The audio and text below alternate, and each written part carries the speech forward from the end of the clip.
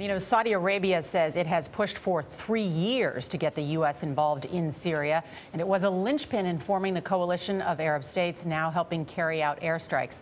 While America's focus is squarely on taking out ISIS, the Saudis quietly hope airstrikes will be part of a much broader goal for forcing Syrian President Bashar Assad out of power. We talked about that with the country's former U.S. ambassador, Prince Turki Al Faisal. Are these airstrikes against ISIS the first step in then ultimately removing Assad? I don't know, but I hope they are, because you can't simply deal with ISIS and not deal with Assad. There were Saudi warplanes involved? Absolutely. Muslims dropping bombs on Muslims? Well, you know, we don't consider ISIS as being a Muslim group because of what they do to Islam. But they say they are creating an Islamic state. That's what they claim. And unfortunately, some people believe them. But their actions belie their words.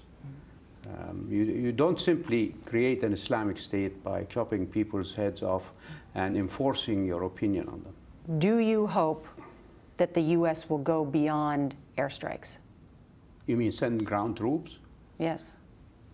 I think if the need for it arises, I hope the president will change his mind. Would Saudi Arabia be willing to send in ground troops? Look, we sent in our aircraft. I don't see any reason why we shouldn't send in our ground troops.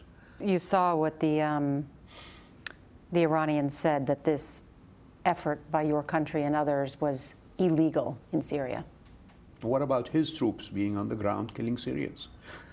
This is the irony and, if you like, the rather arrogant attitude that they give themselves the license to send troops to kill Syrians, but then when we try to defend the Syrian people, they say that is illegal. That's unacceptable.